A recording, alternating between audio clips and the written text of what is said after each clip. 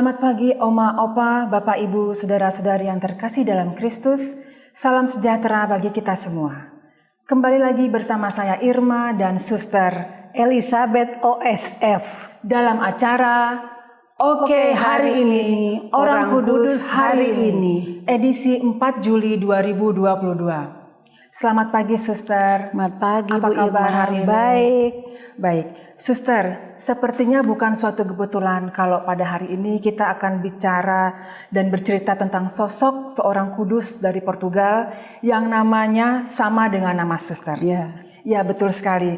Kita akan bercerita tentang Santa Elizabeth dari Portugal. Suster, saya dan pemirsa Oke Hari Ini ingin sekali mengetahui lebih jauh tentang kisah hidup Santa Elizabeth dari Portugal ini, termasuk arti dari nama Elizabeth itu sendiri. Silakan, Suster. Terima kasih. Jadi arti nama Elizabeth ini dari Yunani, tetapi bahasanya Ibrani namanya Eliseva. Artinya Tuhan adalah hidup saya atau pemuja Tuhan. Saya juga baru tahu bahwa bagus sekali arti nama ini. Ya, lalu Elizabeth ini anak dari putri Raja Spanyol Pedro III dan Constancia.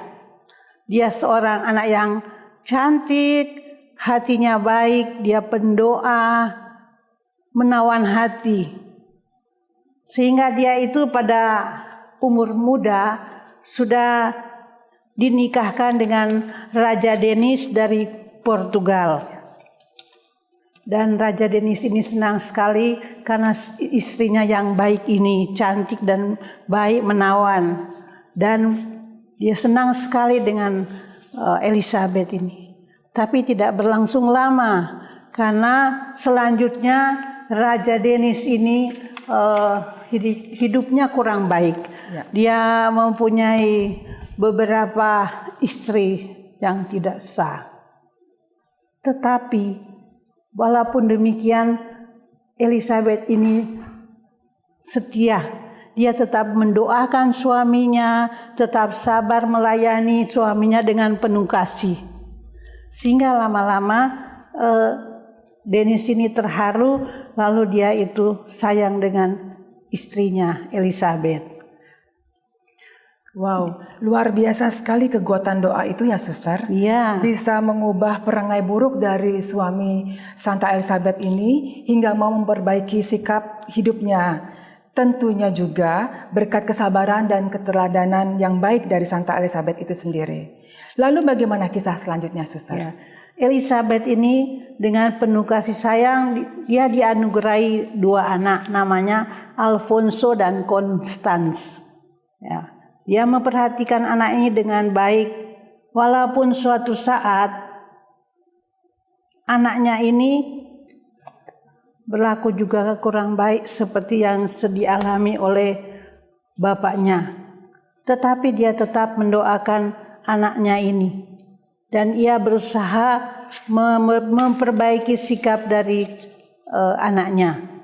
Pada tahun 1323, putranya Pangeran Alfonso ini memberontak karena ayahnya Denis ini, Raja Denis, memilih mengangkat pengganti Denis ini dari anak haramnya.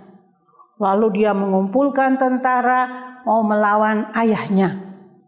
Dan ini diketahui oleh Elizabeth, maka dia dengan berdoa, dia rajin ke gereja, dia berdoa dan dengan kekuatannya dia itu datang mendekati kedua kubu yang akan berperang ini, dan karena imannya yang kuat, doanya sungguh kuat sehingga tidak terjadi perang pertumpahan darah. Dan dia akhirnya tetap anaknya yang Alfonso yang menjadi pengganti bapaknya yang namanya Raja Denis. Sesudah ayah perang itu bapaknya terus sakit-sakit. Tapi dalam keadaan sudah mendekati ajal, dia sudah mulai bertobat.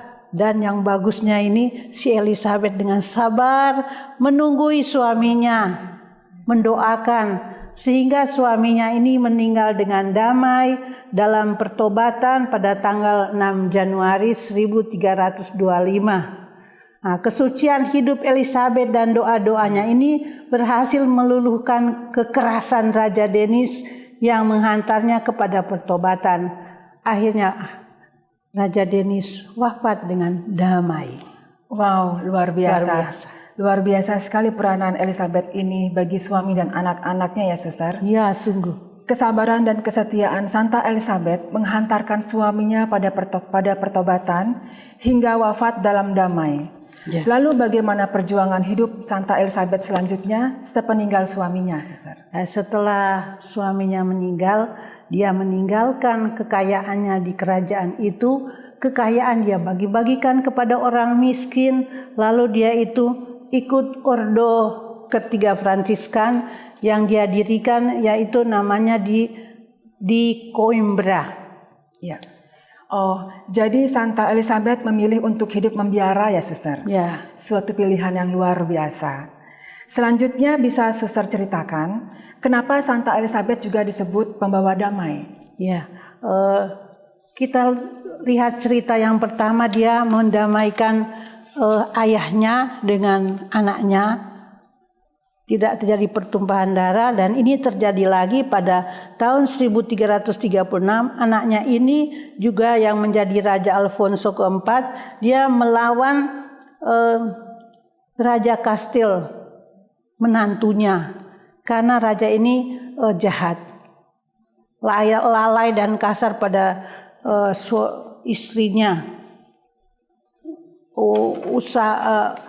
Walaupun Elizabeth ini sudah tua, sudah uzur, dia dengan doa, dengan iman yang kuat, datang lagi dia mendamaikan anaknya dengan raja yang bertikai ini.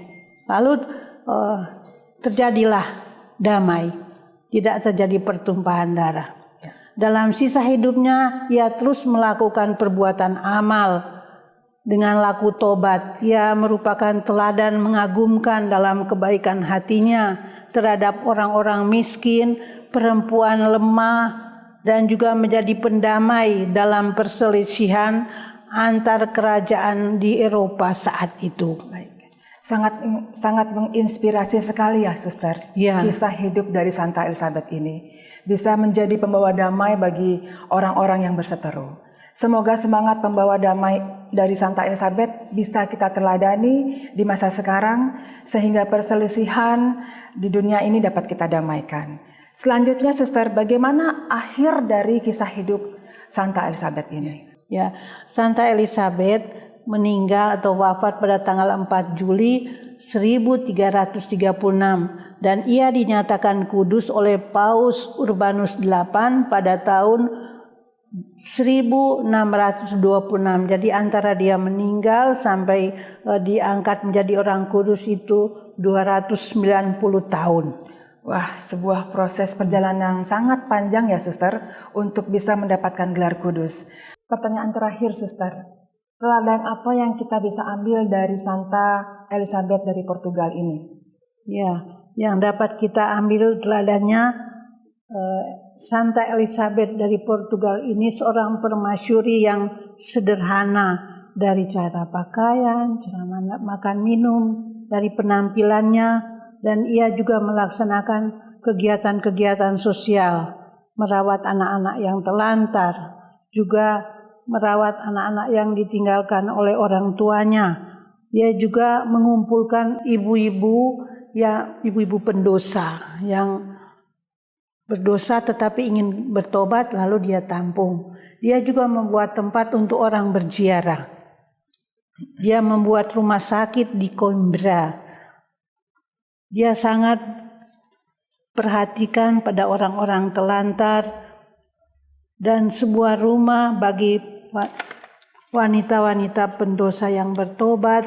Dia mendidik anak-anak suaminya yang lahir dari perkawinan gelapnya dengan wanita-wanita lain. Wah, sebuah sikap yang membutuhkan kesabaran dan kebesaran hati yang luar biasa ya, Suster. Ya. Baik.